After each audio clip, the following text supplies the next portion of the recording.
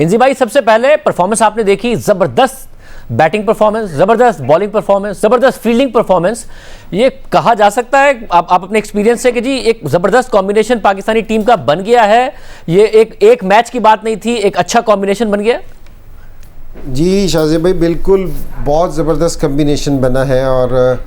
और जिस तरह पाकिस्तान ने परफॉर्मेंस भी दी है ना, तो उससे पता चल रहा था कि जी एक तो इनको कॉन्फिडेंस बड़ा ज़बरदस्त है कि जिस तरह ये खेलने, 2-3 चीज़ें पाकिस्तान ने बहुत ज़बरदस्त की हैं जिससे पाकिस्तान का पता चला कि एक तो ये कितने कॉन्फिडेंट हैं। एक तो इन्होंने 2 दिन पहले टीम अपनी अनाउंस कर दी थी, तो पता चला कि ये कितने क्लियर माइंडेड हैं कि जी इनका जहन बिल्कुल क्लियर है। दूसरी चीज़ ये कि पाकिस्तान का जो कम्बिनेशन है ना, अगर विलियमसन की आज की आप प्रेस कॉन्फ्रेंस भी सुने तो उसने भी कहा कि जी पाकिस्तान टीम है ना फेवरेट हो गई है, क्योंकि जिस तरह पाकिस्तान ने अपनी टीम उतारी ना, क्योंकि 7 बॉलर्स हैं हमारे पास अल्हम्दुलिल्लाह, और जो बैटिंग है हमारी वो मैं कह रहा हूँ कि 10 नंबर तक जाती है कि जहाँ हसन अली बैटिंग करता है। तो हमारी टीम में प्रॉपर 3 फास्ट बॉलर्स हैं, 3 से 4 स्पिनर्स हैं, और बैटिंग में हर तरह की वैरायटी है क्योंकि जी आप छक्के भी मार सकने वाले प्लेयर हैं, सिंगल दुक्के भी करके खेल सकते हैं, और वो लोग छक्के भी मार सकते हैं, ये वाली बात नहीं है। तो इस टाइम जो पाकिस्तान का कम्बिनेशन है, मुझे ऐसा लगता है कि जिस तरह ये जितनी भी ये वर्ल्ड अभी T20 की टीमें आई हैं, सारों से बेहतर कम्बिनेशन पाकिस्तान का है। शेब भाई, ज़ाहिर है कल की परफॉर्मेंस की तो क्या ही बात है, मगर आपको लगता है कि वाकई जिस तरह परफॉर्म किया है, कॉन्फिडेंस के साथ परफॉर्म किया है, बॉलिंग में, फील्डिंग में, बैटिंग में, एक अच्छा कॉम्बिनेशन इस टूर्नामेंट के लिए बन गया है पाकिस्तान का?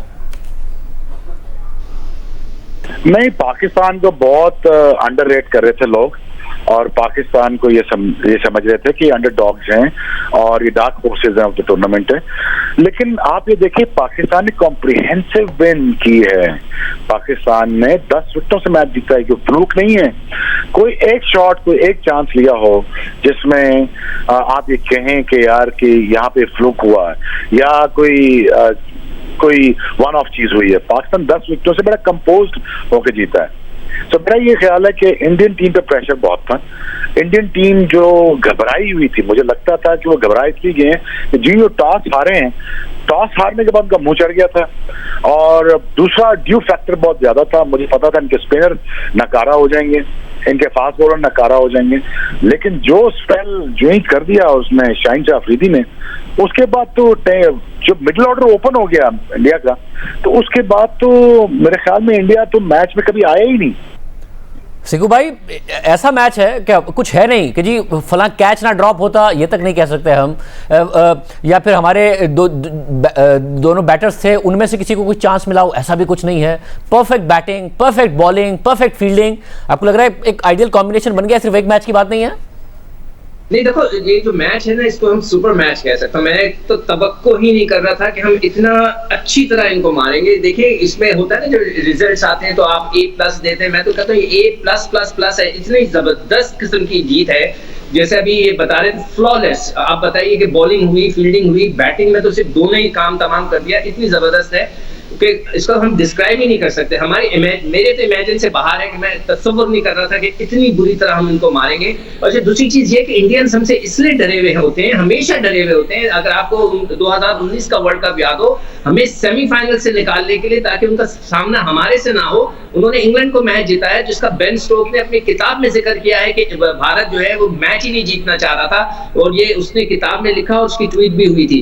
तो ये हमसे इतने डरे हुए होते हैं। मगर इस वक्त ये जो कॉम्बिनेशन है, पाकिस्तान हमेशा जो है जब इस किस्म का स्टार्ट लेता है तो बहुत खतरनाक हो जाता है। इस वक्त हर चीज पाकिस्तान की परफेक्ट है, इन्हें कोई चीज नई नहीं करनी चाहिए। इसी थ्योरी के साथ, इसी बेसिक्स के साथ चलेंगे तो ये आई एम 100% श्योर के सेमीफाइनल के थ्रू तो हम हो ही जाएंगे। और हो सकता है कि अगर इंडिया इसके बाद दोबारा उठा तो हमारा दोबारा एक टाकरा उनसे फाइनल में हो जाए। इजी भाई, एक अहम बात, ज़ाहिर है जो बैटिंग है बाबर आजम की वो तो है ही शानदार, मगर उनकी कप्तानी पर काफ़ी सवालात उठते थे।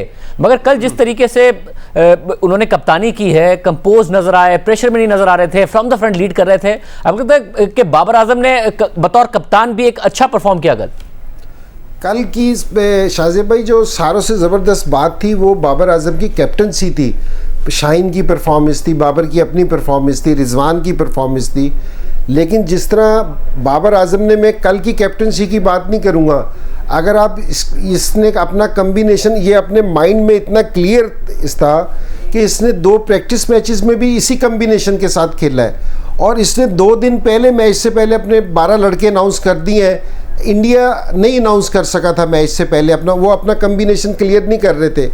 और जो इसकी कैप्टनसी दिखी है कल, सारों से अच्छी चीज़ मैं ये समझता हूँ कि टीम आपके पास जितनी मर्जी अच्छी हो, अगर आपका लीडर सही ना हो, लीडर अगर डिसीजन सही ना ले, तो आपके लिए जीतना बहुत मुश्किल हो जाता है।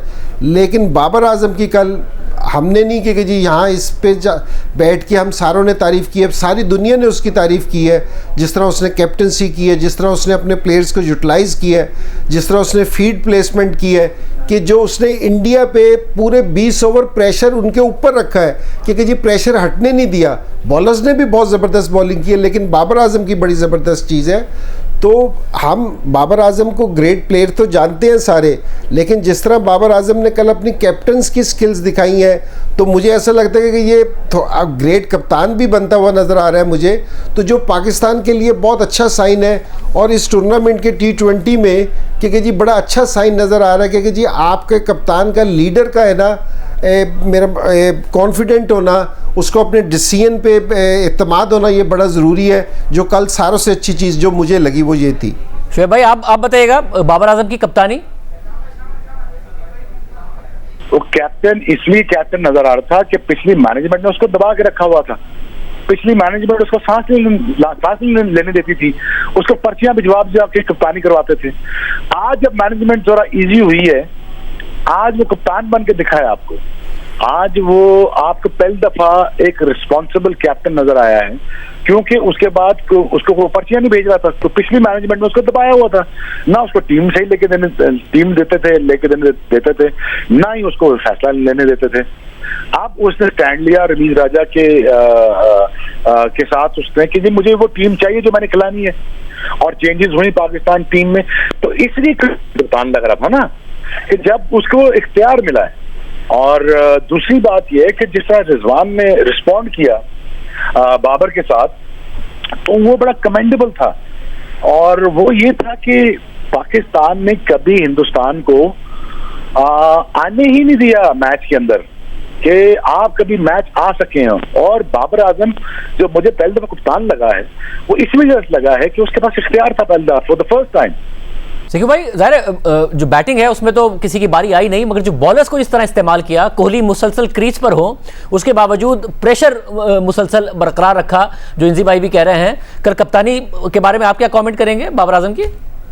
देखो, जो शोएब ने बोला मैं 100% से एग्री करता हूं। मैं भी यही कहने वाला था कि जो जब से ये मैनेजमेंट हटी है, उसको मेरे ख्याल से फ्री हैंड मिला है, और अगर उसको फ्री हैंड मिला है, उसने बहुत काम। हमारे यहाँ कप्तान वही कामयाब होता है जिसको हाथ में उसके हाथ बिल्कुल खोल दिए जाए, ताकि देखिए रिस्पॉन्सिबिलिटी भी बोल लेगा कि मैंने टीम खिलाई, मैंने मेरे वजह से हारे। तो इस लिहाज से I totally agree with Shoaib. जो शोएब ने बोला है कि उसको हाथ, वो हम हमेशा कहते थे ये स्क्रिप्टेड कप्तानी करता है कि 2 ओवर उससे कराने, 4 ओवर इससे कराने, आखिरी में स्पिनिंग ट्रैक हो, उसको हफीज को बॉलिंग ही नहीं देनी, तो हसनैन को खिला लिया, उसको बॉलिंग नहीं देनी। अजीब और गरीब किस्म की चीजें इसने इंग्लैंड में की थी, मगर यहाँ टोटली डिफरेंट लगा है। मगर हमें एक चीज जहन में रखनी चाहिए कि पाकिस्तान को एक लम्हे के लिए भी अंडर प्रेशर नहीं आया, एक लम्हे के लिए। पहले ही ओवर से पाकिस्तान उनके ऊपर इतने ऐसी चढ़ाई की कि उसके ऊपर प्रेशर ही नहीं आया, और प्रेशर नहीं आया तो इसलिए हमें अभी ये कहना कि बस ये ग्रेट कैप्टन हो गया, we have to wait and see. इसलिए कि अब प्रेशर जब आएगा दोबारा हम उसको देखेंगे कि प्रेशर के अंदर हाउ ही वर्क्स। मगर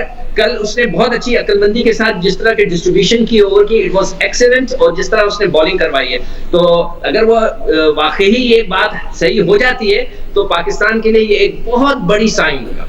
और इसी भाई, ज़ाहिर जो बॉलर्स का कॉम्बिनेशन है वो तो हमने देखा कल किस तरह वर्क करता नजर आया। हारिस रऊफ भी बहुत अच्छी बॉलिंग कर रहे थे, हालांकि उनके बारे में बहुत तासुर था कि वो माइंड नहीं उस तरीके से अप्लाई कर पाते हैं अगर एक दफ़ा मार पड़ रही हो, मगर बहुत वैरायटी भी देते नजर आ रहे थे।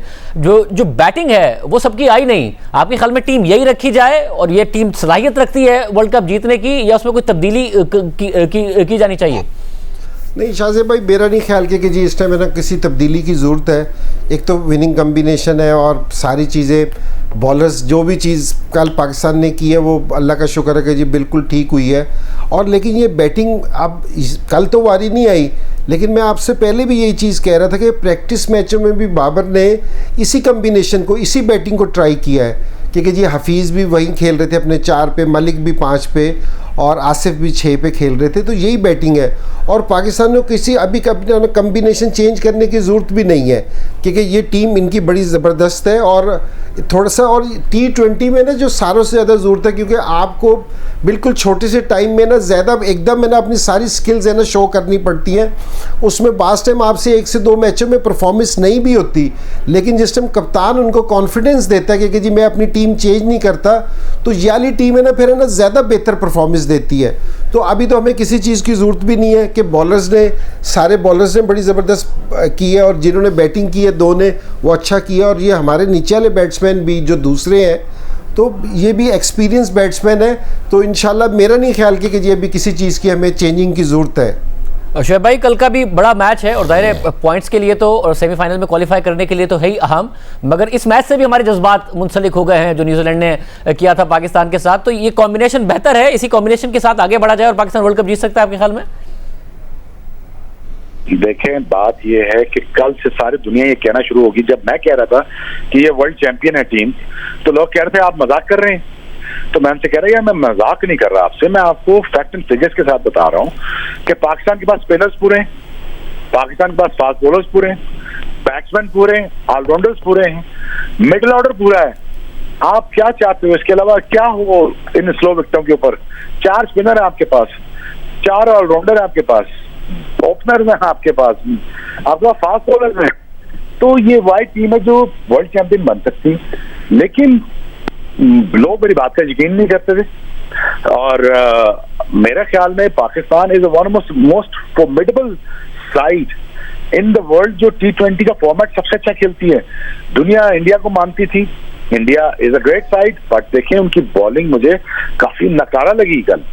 मुझे उनकी बॉलिंग का कोई समझ नहीं आई कल क्यों कोई ऐसा उनका ना फास्ट बॉलर ना स्पिनर मुझे लगा कि कोई मैच में उनको वापस ला सकता है। मेरा नहीं ख्याल कि उनका कोई ऐसा स्पिनर या फास्ट बॉलर लगा कि यार अभी ये मैच बदला देगा। लेकिन ना मुझे लगा विराट कोहली कल कोई ऐसी नहीं खेल रहा हो या कल कोई ऐसा चार्ज ले रहा हो कि जिसकी वजह से लगे कि वो मैच को तब्दील कर देगा। और वो पिछले 17-18वां ओवर में 4 बॉलर डॉट खेल गया। तो मेरे ख्याल में कि आई थिंक पाकिस्तान ने 4 शाने चित कर दिए इंडिया की, और ये बता दिया कि वी आर बेटर टीम। जी सिक्कू भाई, टीम यही रखी जाए, बेहतरीन टीम है। बिल्कुल, अभी कोई तब्दीली नहीं, कुछ नहीं, यही टीम खेलनी चाहिए, बेसिक्स के साथ जाना चाहिए। अभी 4 मैच और हैं, खुदा ना करे किसी की इंजरी हो जाती है, देन यू कैन चेंज। और अगर किसी की फॉर्म नहीं लगती तो फिर आप चेंज के लिए बात करते हैं। चेंज के अंदर में जो 2 स्ट्रॉन्गेस्ट कैंडिडेट हैं, एक हैदर अली है और एक आपका जो लेफ्ट आर्म स्पिनर है नवाज, ये 2 हैं। उसके अलावा हमें बिल्कुल कुछ नहीं करना चाहिए, इसी टीम को लेके चलना चाहिए। रिदम बना हुआ है, तो ये 2 लड़कों की थोड़ी सी चेंज हो सकती है अगर किसी की फॉर्म खराब हो या कोई खुदा ना करे कोई इंजरी हो जाए। अदरवाइज बिल्कुल परफेक्ट कॉम्बिनेशन है, सब कुछ ठीक जा रहा है, बेसिक्स है। और जिस तरह हम पहले भी बात कर रहे थे, इंजी ने भी बात की और सब ने, कि हम वो टीम को लेके चल रहा है, उसमें वो जो कॉन्फिडेंस दिया है कि जी ये लड़के खेलेंगे, which is a very good sign. और अगर इसी टीम को हमें कॉन्फिडेंस देना चाहिए, बस इंजरी का ख्याल रखें और पिचेस और कंडीशंस हमें सूट करती है, और इससे अच्छा हमें मौका नहीं मिलेगा कि दोबारा हम एक कप उठाएं।